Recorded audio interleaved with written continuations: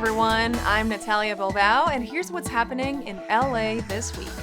The 25th anniversary of Denim Day was held at City Hall and saw council members, city officials, and community members display their denim. This wasn't a dress-down day, rather a chance to wear jeans for justice and with the purpose of fighting victim blaming. We are here in front of City Hall celebrating the 25th anniversary of Denim Day. Denim Day is to remind ourselves that no means no and that sexual assault, sexual violence is not acceptable in any form. This is the 25th year of Denim Day, and I founded it in 1999 after a judge in Italy who overturned a rape case because the judge said the young woman's jeans were too tight. Therefore, she needed to be helping him. Therefore, she was complicit, it was consensual, and it wasn't rape. And the judge let the rapist out of jail. The female parliamentarians in Rome were very upset. They staged a protest wearing jeans. They called it the jeans alibi. And then that spread around the world. And I watched the media and I thought, we all should be protesting these myths about what she wears, who she dates, how much she had to drink, all the myths about blaming the victim for sexual violence. Sexual violence ends with all of us. Together, with the unwavering support of you all, we truly can make a meaningful difference in the lives of survivors and advance our collective efforts to build safer communities. We want to make sure that this message is like a domino effect. We want to create an impact by sharing the experience and the story of others to empower others. I'm here to support as a council member, but I'm also here to support as a survivor of sexual violence. I think we have to use our bully pulpit and our ability to get into the media as an opportunity to tell our stories. So I feel like when I can speak on this issue, it helps build people power and hopefully bring survivors together to help fight against this sexual violence. Gaining meaningful work experiences can be the first step on the career ladder. At a recent Hire LA Day, the focus was on helping young people find their work path through networking with potential employers.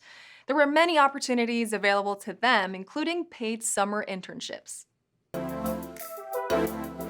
We are at Los Angeles Trade Tech Community College, one of 9 campuses of Los Angeles Community College District.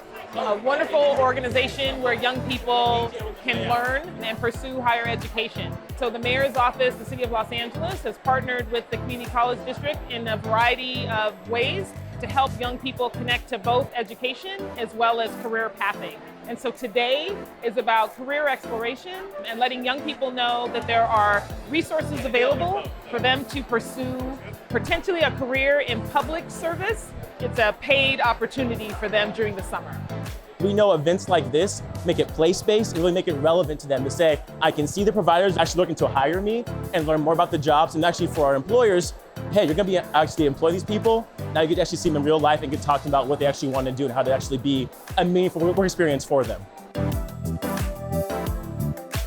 I think it's a really great first step that they're taking the initiative to come out here and see what is available for them. I participated in these programs as well, so I can attest to the benefit that they have to offer. You get to know a lot of people, you get to explore different career fields. I would encourage a lot of people to seek out these programs and kind of just see what their interests are, how they can benefit from it.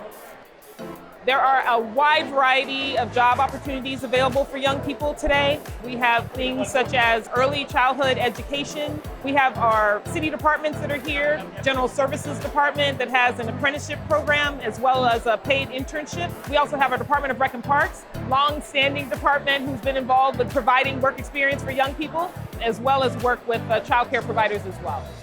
LA is so big that I just love connecting, seeing the different demographics that we're serving, and I think that's my favorite part, just emerging into the culture and guide them through the steps that they need to be successful.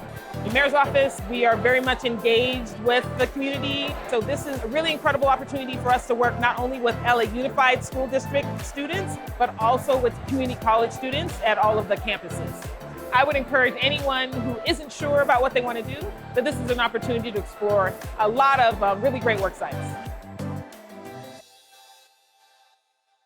It's a big aim and a bold statement. Can we all work to record 25 million volunteer service hours in the next 5 years? The effort is to honor Dr. Martin Luther King Jr.'s 100th birthday in 2029. LA's Civil and Human Rights Department is driving the ambitious goal with an assist from 2 other large volunteer organizations. Today, we are at the YMCA's Healthy Kids Day 2024 at the Memorial Coliseum. We couldn't be more grateful to have 8,000 people from the communities of Los Angeles to come enjoy food, fun, and programming to lift a better Los Angeles. Service is how we roll at LA City on behalf of the 40+ thousand workers of the city of Los Angeles.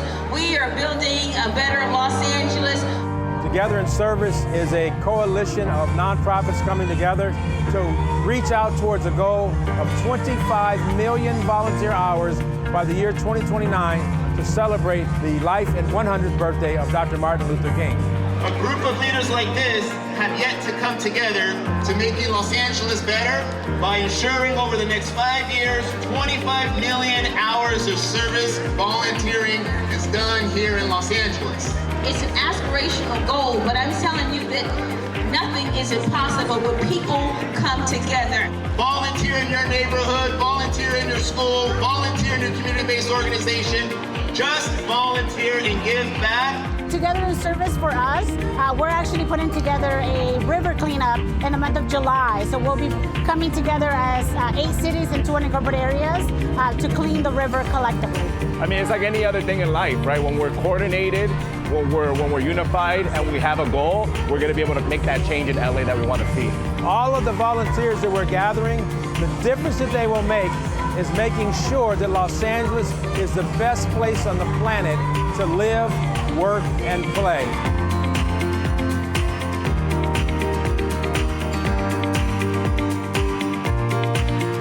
Remember, everything was impossible until someone did it. Thank you, Los Angeles.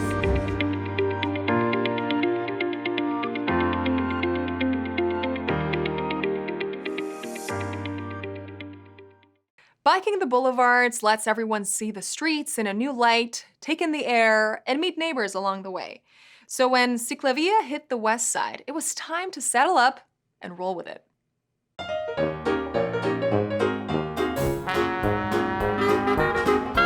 We are so excited to welcome CicLAvia to the west side. This is such an incredible opportunity to ride the route along Venice Boulevard, the gateway to the west side of Los Angeles. CicLAvia today runs on Venice Boulevard from National in the east all the way to Venice Beach.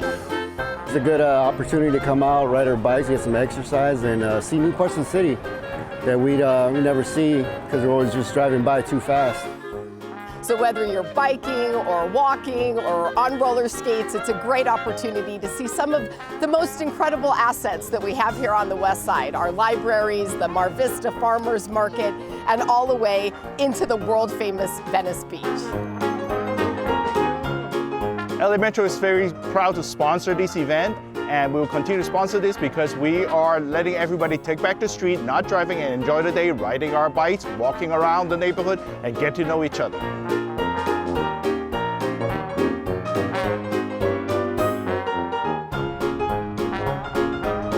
We spend a lot of time in our cars, and this is a great way to be reminded how much joy there is in being out in the fresh air and exercising. There are families out, you can ride a bike, you can walk, you can jog, you can roller skate. This is a wonderful opportunity to get to know your neighbors and to meet people from all over the city. Time to say Blvd to the Armenian community in Los Angeles, the largest group outside of Armenia itself.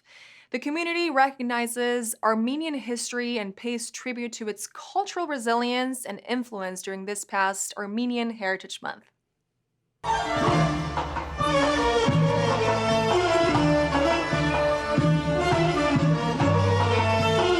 Every year since I've been on the council has set aside some time during April to recognize and remember the Armenian genocide. But more broadly, we're recognizing the contributions of Armenian heritage to Los Angeles and to the United States.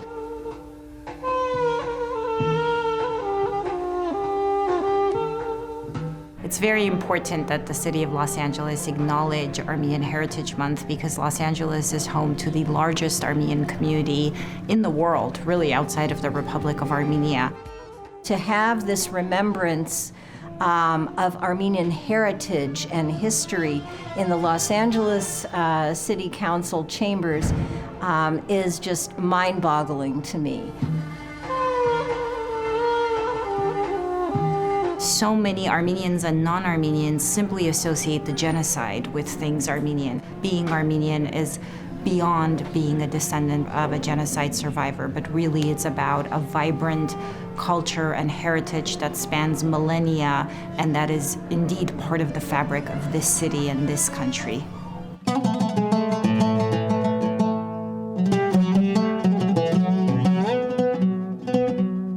I myself am such a proud Angelino. If there's any identity that is most important for me, it is the straddling of my Armenian and Angelino identities. So I think to have that kind of recognition from my city, it's very, very meaningful. This will be the last year for me to lead this commemoration. Whether I'm here or not, future members of the council, long after I'm gone, will continue to recognize the important contributions of this community to the city of Los Angeles.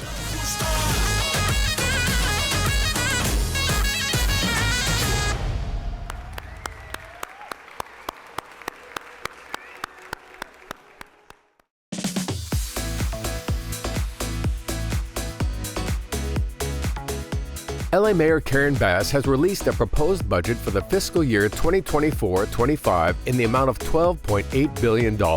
With lower than expected revenues, the budget sets out to maintain staffing in critical city roles, including the Los Angeles Police Department. On the key issue of homelessness, there are cuts to the mayor's Inside Safe program and an overall decrease in proposed funding to $950 million.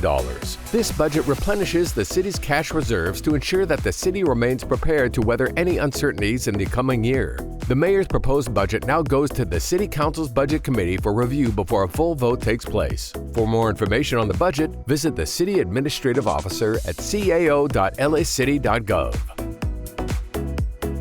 In celebration of National Small Business Month, the public is invited to attend the free Los Angeles Region Small Business Summit presented by the County and City of LA. This event is a partnership with the LA Mayor's Office of Business and Economic Development, LA City Economic and Workforce Development Department, and LA County Department of Economic Opportunity. Officials understand opening a small business and locating resources for assistance can be challenging. The summit aims to help small businesses recover, grow, and thrive by bringing together top business resources, services, and programs in one place. 2 summits are scheduled in May, with panel discussions and free on-site services taking place on Thursday, May 9th and Wednesday, May 15th. For more information, please visit ewdd.lacity.gov.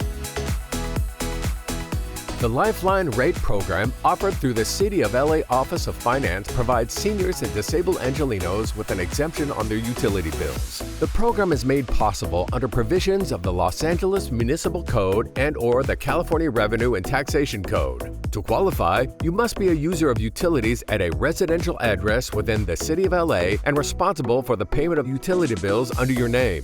Documentation is required, ranging from proof of age for senior citizens to certification by a physician for those with disabilities. You can submit your application 4 ways: mail, email, fax, or in person by appointment at LA's City Hall. For more detailed information, click on the Tax Education tab at finance.lacity.gov.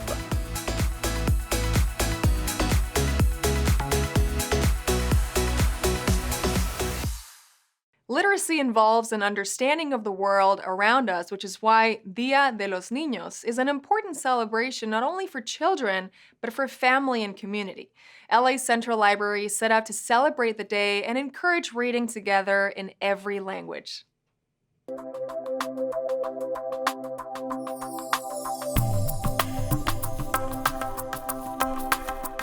We're here today at Central Library celebrating El Día de los Niños, El Día de los Libros, which is a national celebration in libraries to promote reading together as a family and supporting our home languages and cultures. We want to encourage all families to read with their kids in their home languages, whether that's English or Spanish or a different language. We want people to share their family stories and their culture as part of supporting literacy for children. Today we had some temple dancers from South India, we had face painting, we made fans of various sorts and pins, and we had a bilingual story time in English and Spanish. We sing together, we have fun, we learn a little bit, and we read some great stories. We teach Indian dance and perform Indian dance here in South California. We try to emphasize the importance of reading, studying, and knowledge to all our audience members. And I think here at the LA Library, it's a wonderful opportunity to depict that and show our Indian dance as well. LA is a big, beautiful city with people from all over the world. And I think every kid growing up should be exposed and introduced to every other culture, especially an ancient culture like Indian culture. So I think the kids enjoyed watching and trying some of the hand moves as well. We want to welcome all the families of Los Angeles to the library and know that they have a home here. We promote books in different languages and books that represent the diversity of Los Angeles. I hope that the children and families get a feeling for the joy of sharing stories, sharing reading, sharing activities as a family, and get to learn about Central Library, which is such a beautiful place.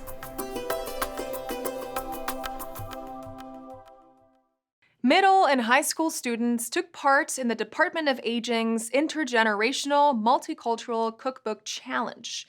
No matter what the meal is, when a rich cultural heritage is baked in, the recipe is one for connection across the ages.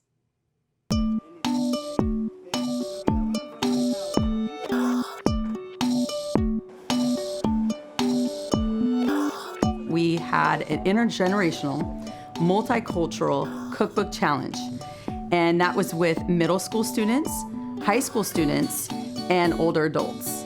We challenged them to tell stories about their heritage and their culture through recipes. Bringing those two groups together is a really special experience, and especially over food, which everybody loves and can celebrate. We got like a tortilla. We put sauce on it, like tomato sauce, cheese, pepperonis. It was supposed to be really bad. It came out really good, the opposite. My favorite part was learning from different people's recipes and submitting your own story about it. It was mainly about bringing cultures together and the recipes. I submitted my family's recipe, pozole. It came down from many generations, I think the 10th generation. I'm excited to try the food and try new out because I've never tried this food. And just excited to be here right now. We could develop recipes that are digitally there forever to be able to pass down from generations to come and preserve culture and tell stories. Take the heritage of a handed-down recipe, recreate it in a new setting, drizzle with some nostalgia, and digitize the instructions for future use. Then get ready to dish up some old memories with new friends.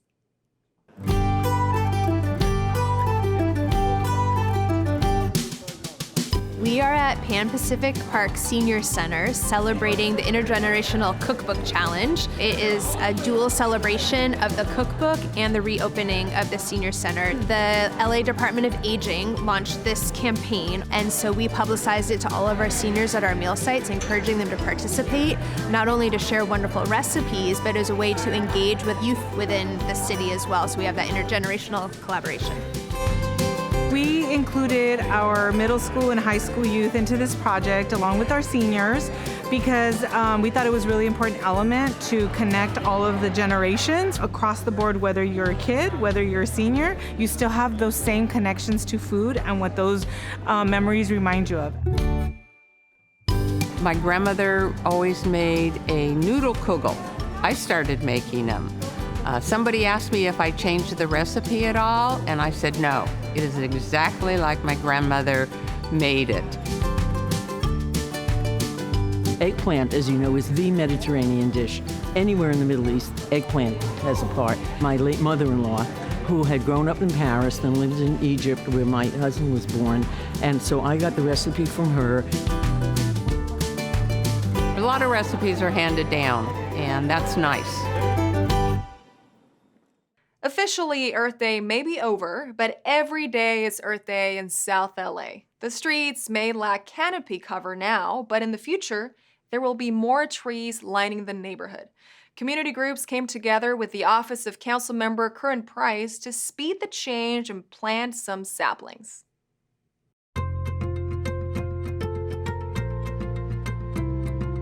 We're in historic South LA. Some folks call it South Central LA. I'm born and raised South Central LA, but we are in the community near Slauson and Western, and we're here celebrating Earth Day.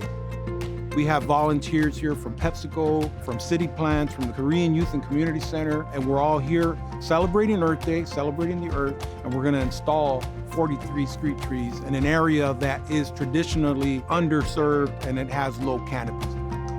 I think it's an awesome opportunity for our team to get together and have an opportunity to serve the community. PepsiCo has been part of this community for over 80 years, and we are really excited to have an impact and really have an opportunity to plant these trees, get dirty, and really service the communities where so many of our team members live and work and children go to school. So it's really important for us to be able to give back. Having access to green spaces helps us with our mental state, right, and our emotional health, and that is something that's really important to this part of the city. This event became possible through a grant that the Environmental Affairs Department of LA Sanitation received. So they actually go out and look for opportunities to partner with other nonprofits and come out here and make a change. And then the LA Conservation Corps is also here distributing trees or having tree adoption event. So residents from the community who have space in their yards to plant a tree, we have trees available for them as well. It's important to recognize today as Earth Day, but Earth Day is every day. Earth Day is an attitude, Earth Day is a spirit. We have to have that spirit of accountability. We have to have that spirit of change. So we just do our part, you know, if we just do our part. In this week's feature story, I got the chance to sit down with Sonya Jimenez from the Department of Recreation and Parks and learn more about the incredible work they do with the city's youth. From Play LA's adaptive sports programs to employment preparation and leadership skills for teens, this department is all about activation.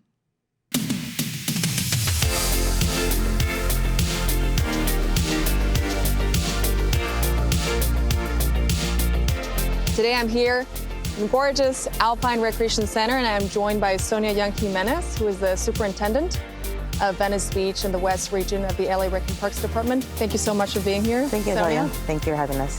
Since you're rocking the Play LA shirt today, shout out to Play LA. Right. I love what they're doing because they're really creating more accessible sport programs. So can you talk a little bit more about that and why there's like an emphasis in really, creating all these activities and programs for people of all abilities? Right. So Play LA, we're really thankful to the LA 28 Foundation. We were given $160 million through the foundation to offer programs in Los Angeles. So we're really opening up people's eyes to all the different Olympic sports. We're trying to offer as many as we can throughout the city, and just getting kids to understand that there's so many other opportunities out there. It's not just a traditional baseball, football, basketball. Right. There's so many other sports that they can participate in, as well as kids with disabilities. We have great para sports, and we've always been able to accommodate kids with disabilities as much as we can, but now we're partnering with agencies that actually work with kids with disabilities, so they're actually able to really get the full experience. My daughter, she's autistic, and she's participating in our para-equestrian program, and she loves it. And she's never really wanted to do anything, but every Saturday she's like, Mom, horses, let's go. She wants to go. We do para-surfing, which is really cool to get kids out there. Yeah, that class, if you ever have a chance to go, it's emotional to see kids who've been in wheelchairs all the time now surfing out in the ocean. We do this at Venice Beach. as well as tennis and sitting volleyball. So there's a variety of different sports that kids with adaptive abilities can actually participate in. All the para classes and the adaptive sports are free. So if you're able to get into our adaptive program, all those programs are free for kids throughout LA.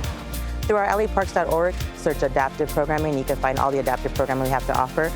So we have sports, we have artistic activities, we have summer camps, we have field trips, adventure programs, and then there are also programs that focus on really giving our youth a chance to enter the workforce with a certain preparation, right? I believe it's called the Youth Employment Internship Program. So what's that about? So we're really giving teens the opportunity to learn some leadership skills as well as learn a couple of different areas. So they're able to go to like youth teen counselor program, crime scene investigation, which sounds really fun. Oh, wow, fascinating. They get to learn from different experts in that field. Yeah, CSI. And all of them also get a leadership component. So even no matter which area you want to focus on, they also do a leadership component where you learn resume writing, you learn how to apply for jobs, you learn how to open a bank account. Some of those life skills that you don't learn maybe in school that they'll learn through this program. You also get a stipend. So you get to participate in this program, learn these skills, and they give a $500 stipend if you finish the whole program. Oh, wow, that's amazing. Yeah, it's a great opportunity. Yeah. My son tried it last year and he really enjoyed it. Wonderful. Well, I mean, thank you so much, Sonya, for sharing all the information about the programs, the ways to sign up for different activities all year round.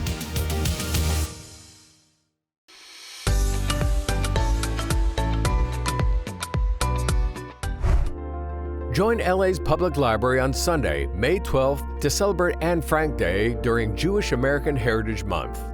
Anne Frank showed that young voices matter, and hers carried a strong message of tolerance and hope in the face of adversity. The Anne Frank LA Humanitarian Award will be presented to Trudy Strobel, a Holocaust survivor and tapestry artist. Awards will also be given to the young student winners of the Your Story Matters essay contest. This event is free and open to the public. However, reservations are required. Anne Frank Day takes place in the Central Library's Mark Tabor Auditorium on Sunday, May 12th at 2 p.m. To make a reservation and for more information, visit lapl.org/events. Time for tea, and this time it's Tea by the Sea on Saturday, May 11th.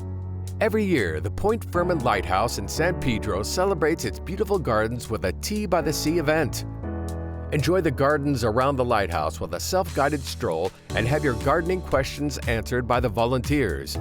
There will also be craft booths from local vendors and vintage Model T cars on display. Photography is encouraged. General admission is free. A $5 donation is requested for entry to the tea, with donations going to benefit the gardens. Tea by the Sea is on Saturday, May 11th at 10 a.m. For more information, visit laparks.org/pflighthouse.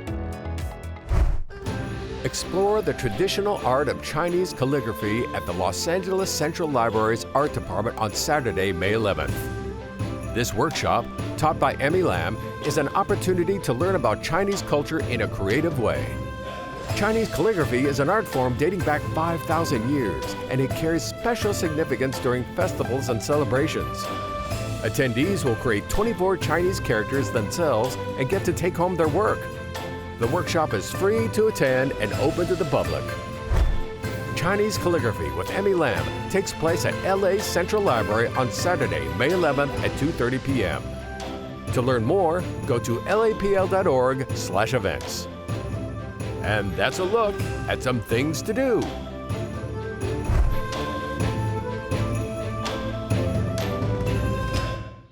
And that's all for this week. I'm Natalia Bilbao, and from all of us here at LA This Week, thank you so much for joining us. Remember that you can watch us online anytime at lacityview.org, and we're also on Instagram, Facebook, X, and YouTube. See you next time for more LA This Week.